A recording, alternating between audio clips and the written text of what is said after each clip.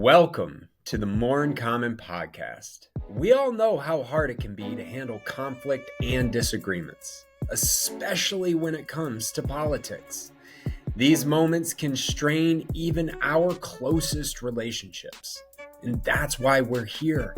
I'm Keith Richardson, and for over 5 years, we at More in Common have worked with professionals from all walks of life, NFL teams, tech companies, and community leaders, ultimately to improve how people connect and communicate.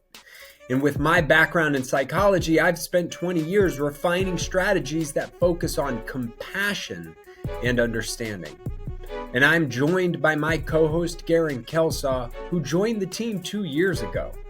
Gerren is a producer, an entrepreneur, and a creative, and he lives the principles we talk about, bringing real-world experience to every episode. Together, we're here to help you discover how we all have more in common than we might think. Enjoy the show.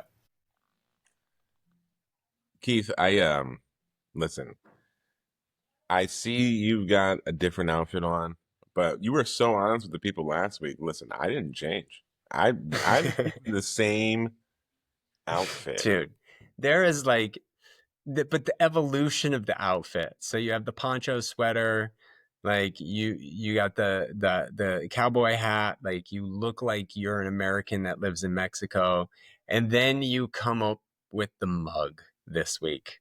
That's just straight fits it all, brings it all together. Yeah. There's a theme. Listen, again, I said last week, and I'll say it again. If you're not watching, at least on social media, you're yeah. Look, you can listen to the episode, but the watching is like the first couple minutes. Like, just start it that way, and then go listen to it. Yeah, do both. Fast forward, hit that skip forward 30 seconds, but I don't mind. Well, it's rainy here, and that makes people a little gloomy.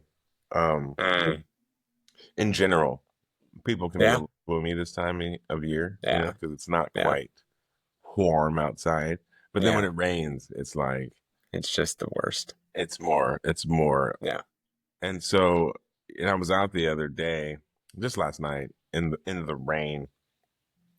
And this guy was like kicking puddles. You know what I mean? Kicking puddles. And I was like, he is having a bad day. Best life. Oh, like he was angry. He wasn't just playing in puddles. He was mad. Well, listen, you kind of jumped my point there, but so I assumed that he was mad because he was kicking the puddles. But come to realize, I have to be like, hey, bud, hey, what's going on over there, Splash King? Turned out homie he had already gotten wet, and he was just having the time of his life. Dude. Just my God. I'm fully in it. I'm fully committed now. I'm already wet. I'm going to enjoy it. And so that actually was my amazing segue into this week's episode. You see how I did that? Amazing segue. You caught me off guard with it. Caught me off guard with it. It was so good. I got you, buddy. So good. Got you, buddy. No, so let's talk about assumptions. Let's talk about it. Assumptions. In the More philosophy, we've talked about breaking down the M-O-R-E, and the R is remove assumptions. Yeah. And again, I'm not perfect at it. I admit to assuming that I saw this guy in the puddle, and I thought he was mad about life, but no, he was digging deep. So we're still training on all these things because, as we always talk about, your brain tries to simplify things, tries to make life easier for you. But let's go 360 on this. Let's go big picture on it. I want you to tell me a little bit about why this removing assumptions was important to put into the pillars of the More philosophy. That's awesome. We'll talk more about assumptions as well.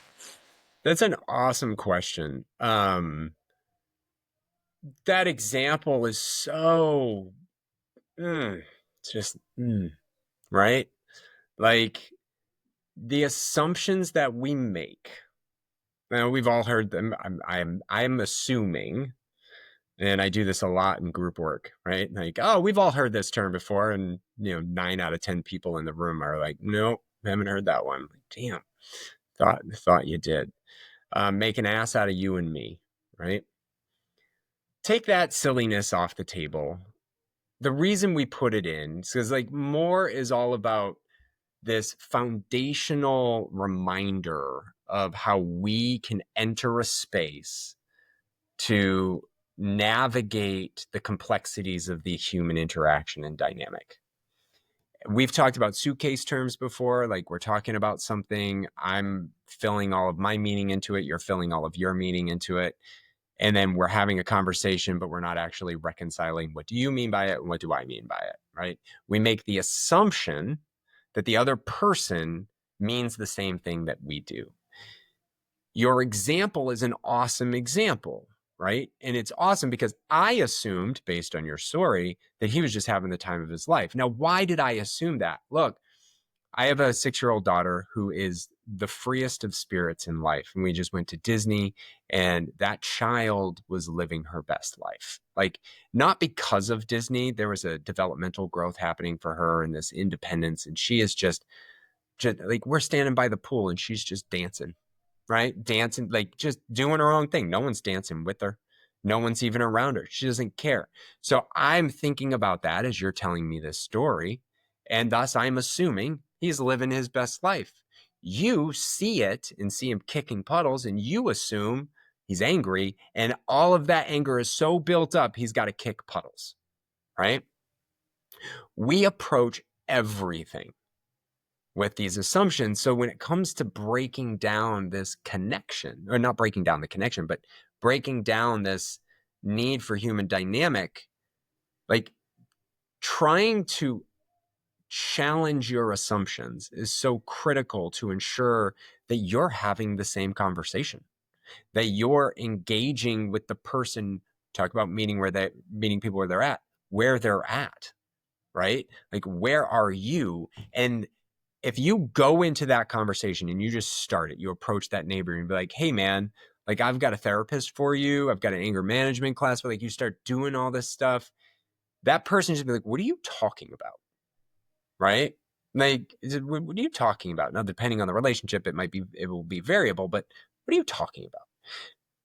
When we go in to seek understanding through our assumptions, we will have better outcomes through those connections. So removing them, that's why, right? To answer your question. No, and I think that again, for quote unquote simplicity's sake, people try to make a lot of assumptions, but we end up finding so much more when we ask the questions and we take the time to ask the questions. But it can be hard to override, to rewire your brain around the the slowdown, right? The slowdown in the conversations. Yeah.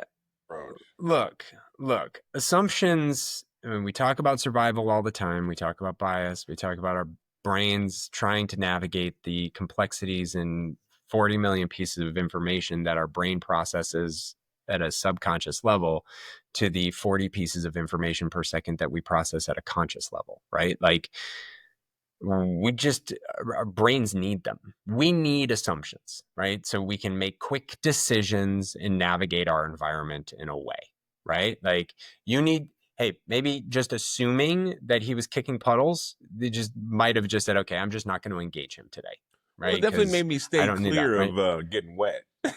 Right. There's that too, right? Like factual, like he's splashing. I don't want to get splashed.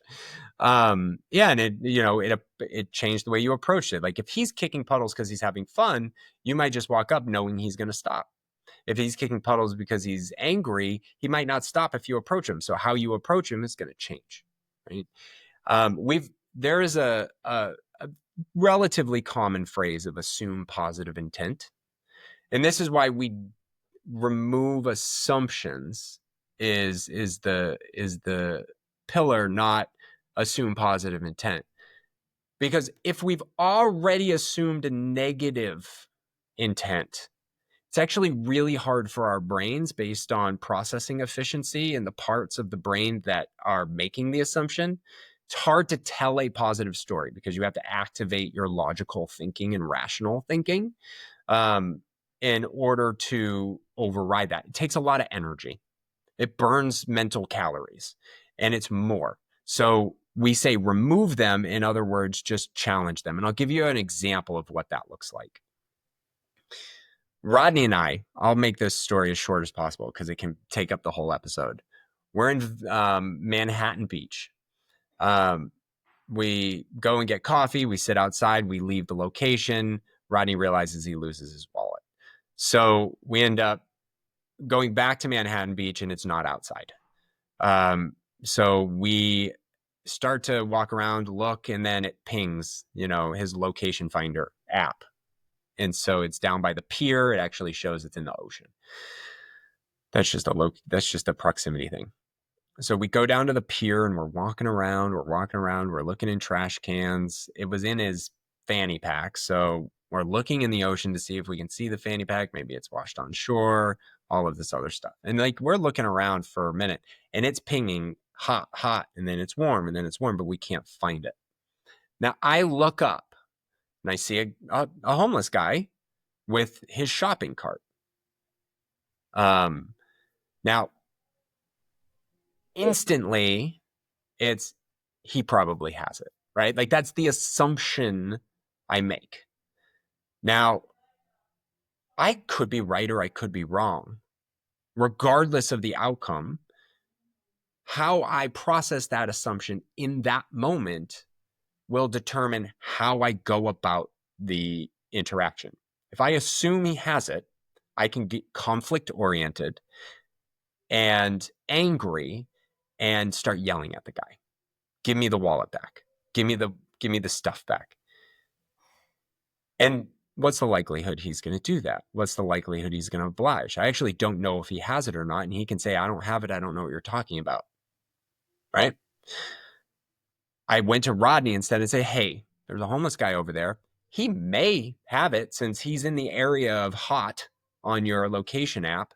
I don't know. So why don't we slowly walk by his cart to see if you see the fanny pack, right? Let's just take this easy because if he doesn't have it, I don't need a conflict. You don't need a conflict.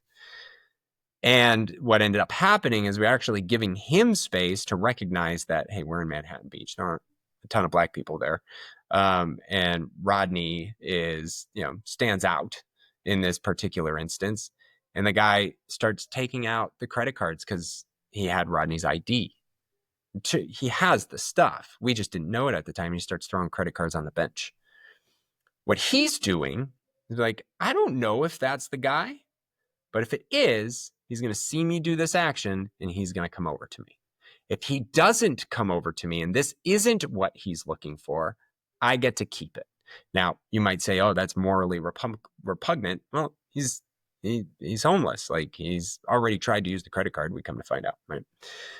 So Rodney then sees this. We go over to him and we end up having a 15-minute conversation with this gentleman. It was a very, very nice conversation. He gave all of Rodney's stuff back. We had a nice exchange and it was a super peaceful interaction. My assumption served us because it put attention on the situation for us to possibly draw a resolution. If I just assumed he didn't have it, maybe we ignore it and we move on and then we don't get him back, right? So the idea here isn't to say, oh, get rid of all your assumptions because you can't, but just recognize that that conclusion you jump to in that moment is an assumption and it might be right, it might be wrong. Now, how do you want to approach discovering whether you're right or wrong? Just like your neighbor, hey, everything okay? Yeah. Versus, hey, stop kicking the puddle, stop being angry, go be angry inside your house, right? Obviously, there are so many different ways you could respond, but just as a matter of that. So that's the idea of removing assumptions. It's really challenging your assumptions, right? And saying, okay, I'm making them. Now, it's such an important nuance how do I move because in that situation, you definitely could have gone either way. And some people would have gone assuming the worst. Hey, that guy definitely has it. Immediate conflict, whether or not he does. Or, assuming that, there's no way that homeless guy even saw it because they don't want to have that conversation about it in a thoughtful, balanced, approaching way. And so they just forget about it altogether. Very, very interesting nuance that must happen there. Yeah, and I mean, part of this too is like it comes down to, well, okay, if they're a survival mechanism, why do I need to do it? Like, why do I need to challenge the assumptions? But this kind of goes back to a through line in most of these conversations. It's our social structures of 2025 and how things play out, right? You think about our last conversation regarding community. Stereotypes, biases, outgroup biases, and the way we perceive these other groups are informed by our own life experience, right? And we have so many intergroup dynamics. How I behave at work informs how I see the world. How I live at home informs how I see the world. What movies I watch, what TV I watch, what social groups I'm a part of. And depending on who is in there, right? Like, so I'm white. If all of those groups for me are all white people, right? The perception I have of Black people is going to be informed not by the experience I have interacting with Black people. It is going to be informed by other things. And this is how like we will form judgments and assumptions based on information, regardless of where that information comes from. Right. So all of these things influence it. So then you have to ask yourself, okay, cool, I'm making the assumption, and clearly my assumption was right. So now I am right about homeless people all the time, right? That was one incident. And I've lived in cities and all of the interactions that I've ever had, right? One incident that cannot inform all possible future scenarios. Right. You start thinking about, where do your assumptions come from? We think about racial stereotypes and think about these things. If I don't have interaction with people, but I watch a lot of movies or TV or commercials, that will inform my assumption. One of my favorite ones to talk about is the difference between pink and blue. In modern society, we have gender reveal parties that say pink and blue. And like, I've heard neuroscientists talk about, look, my girls love pink. You can't tell me pink isn't something for girls, right? And the reality is about pink and blue is that it actually has nothing to do with biological sex assignment, right? Up until the 19th century, all babies were dressed into the late 19th century, early 20th century. Babies were dressed in white or dresses. Like there was this like nightgown thing until they were about 6 like years old. Like a muumuu, if you will. Yeah. And then a question in like the early 20th century parents would ask was, when can I put my son in pants? But there was never a conversation about pink or blue. And in fact, when this conversation first started to happen, it was all related to marketing, right? And pink was actually, the first proposal was pink was the boy color. It's stronger, it's more decided, thus it's more suitable for boys. And blue was more delicate and dainty and more suitable for girls, right? And in a 1918 article from Earnshaw's infants department, it's quoted, the generally accepted rule is pink is for boys and blue is for girls. Right? Now, you fast forward about 30 years, now retailers and manufacturers are trying to find ways to grow their sales. right? And if everybody's wearing white and gray, that means girls are passing down clothes to boys, and so sales are lower. So they start emerging this idea of having isolated gender advertising. So Mhm. pink, then it flipped, and pink became the girl color, and blue became the boy color, right? So over the last 80 years, we have been informed by media and marketing to believe that pink is the girl color and blue is the girl boy color. And everything that spins off of that. And then we make these assumptions. Well, pink, of course, it's a girl color, right? Like that makes sense. And blue, yeah, no, that's a boy color, sure. So these assumptions get wired into us, and they're not necessarily wired into us because of some biological thing or some social thing. They're wired into us because we are getting information from all kinds of places. And quite frankly, we don't have exposure to real information that would otherwise tell us the alternative could be true. So we approach our situations with these assumptions in mind, and it simplifies our environment and makes it easier. It just There's makes it also easier for us to go about the life.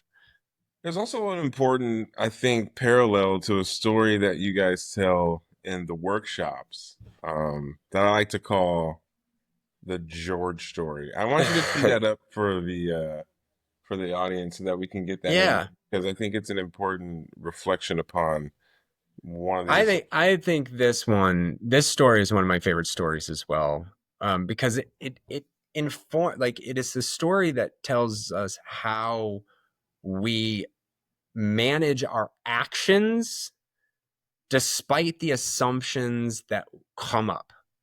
So George was a former coworker of mine, and he um, worked on a support team for the team I was on, and he had a peer. I'm going to say her name is Kelly, just for the sake of this is a public forum. Kelly, on Monday, my team finds out that Kelly died. It's a crazy story, right? Crazy story. We have no idea what happened. We have no idea the situation. We just know she was coming home from skiing. A couple days pass. Now, George and Kelly worked directly together. They were a support team for us. We had just had layoffs at the organization, and I reach out to George, who is an individual who gets a lot of flack from the team. Takes too long to get back to us. He makes a lot of mistakes. People don't generally like working with him, and the chatter amongst us is less than ideal. So and I don't work with him all that often, so often I have the assumption in working with him that this is going to be a thing. Well, he reached out to me because he was working on a thing that I had sent to Kelly, and I reached out. There's just a thing, and I was like, "Hey, how are you doing with everything that's going on?" And he reached back, or he wrote back, panic mode. He's like, "What are you talking about? Are there more layoffs coming?" He's freaking out. Clearly, he had no idea what happened to Kelly, which was weird because they're on the same team. So in any case, I call him up because at this point, he's going to hear it. I'm just going to be the one that breaks it to him so he doesn't spiral into this abyss of feeling like he's going to lose his job. I tell him Kelly died on Monday. And I'm not kidding, not skipping a beat. And this was a couple years ago. So right as the COVID vaccine was coming out, or a little bit after, like most people had been vaccinated, maybe a year after, he goes, it was the vaccine. That was his instant response, right? Now, ideologically, if you listen, like I got vaccinated, I supported the vaccine rollout. I was there. Clearly, he's on the other ideological spectrum. My mind starts, whoa, right? Like, let me make all kinds of assumptions about George and then marry them to all the assumptions that I'm already making because of what my coworkers like to say about him. And so I could have hung up. I'm not going to debate. I'm not going to have an argument. I'm uncomfortable. This is a weird situation. I'm at work. Why is this coming up? I was just quiet. And I said to him, I was like, we don't know what actually happened. I just don't think it serves anybody in this case, yourself or myself, to jump to any conclusions because we just don't know what happened unless, we haven't heard anything yet. And he's like, you're right. You're right. And he just goes on to mourn the loss of his friend on this phone call. Like, he is grieving. Now, ideologically, he thinks that clearly that's a thing. But the reason he said it had nothing to do with his performance or his work. The reason he said it is because he is kicking off a grief process and he's looking for answers because this just shocked his system. And now he's crying on the phone and it's a whole thing. He actually brings up the vaccine a couple of times. I said the same answer, no big deal. George and I aren't best friends. We live in different cities, states, all of that. We work together. And the goal is, how do we better improve this working relationship? And if I anchor on this assumption that, one, he's lazy, he's not good at his job, he's not functioning, and then I treat him that way by just hanging up the phone because, like, I'm not going to engage in this conversation. This is ridiculous. Like, whatever. I create a negative environment. Instead, just giving the space, saying, hey, look, my assumption actually doesn't matter in this case. So I'm literally going to ignore it. I'm just going to let the guy talk. After that, he worked with our team for 2 more months. He responded to me often within less than an hour. He made fewer mistakes and he worked harder with every request that I submitted compared to every time I worked with him prior. Like, so the point is, like, remove your assumptions. Like, we talk about these examples. Like, we go back to even the birthday cake bias. Like, just say birthday cake as a way of reminding yourself you're making assumptions about another driver, in that case of the birthday cake assumption, so that you can just navigate the situation with curiosity and seeking better understanding. Makes the other person just feel like someone is just listening to them. You draw a better connection, and then you have an opportunity to move forward in a more positive and productive way versus just being combative, relying on your assumptions, and then just going hard at them and getting everything wrong about the other person. So, Yeah, I think what I really like about that story is that it's the time. The time to, like you said, you could have come at him with, I don't know why you're saying this about the vaccine, like that's yeah. way off base. It could have been a whole other type of interaction. But kind of just letting that go and being open to listen and removing your assumptions about what was going on, I think just it just allows you to achieve so much more, a connection to that person and what's I going on. mean, it's and I want to draw back to, like, that we love that because that is a work related story, but drawing back to your puddle story right at the top, right? Like, you could have approached that situation in so many different ways. You said, hey, what's going on? Guy's having the time of his life. And what do? I don't, you joined in, even if it was partly, right? Like, now you're having a good time, he's having a good time, and you might not be best friends, but that moment is the way we increment. You've talked about this before. It's the incremental moments over time that lead to strengthening connections, that lead to changing minds, that lead to shared experiences. And we have to remove our assumptions, or at least challenge them, so that we can really understand where the other person is coming from. Yeah, I mean, and that's what it is.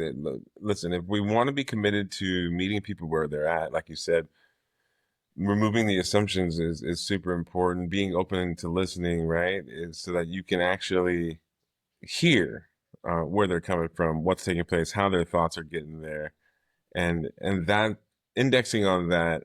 And this is why I love how these shows are coming together for us, though, because I feel like they're all puzzle pieces to the larger Yes. overall way that we hope people can live and communicate and connect with each other and make stronger bonds and build stronger communities through embracing our humanity fully, and really trying to, to find our connections out there. Like I said, the world is going to be hard enough as it is. It's enough Let's not challenges. make it harder. Let's not make it don't hard. make it harder. You're getting so good at summing up these episodes and closing them out. Like, man, it's so good. So with that, we want to say thank you again for tuning in. Please like, share, leave us a comment. Why do podcasters ask that? Because it helps boost us in the algorithm so we can reach the audience that really would benefit or be interested in what we're discussing. And of course, to help us get there, please share it. Share it with someone you know and tell them, hey, these guys, I know they have no brand equity in the larger zeitgeist, but what they talk about is really interesting. So, and then of course, go to moreincommonent.com if you want to know more about who we are and what we do. And we'll see you next time. They also say that Keith looks really crispy in 4K.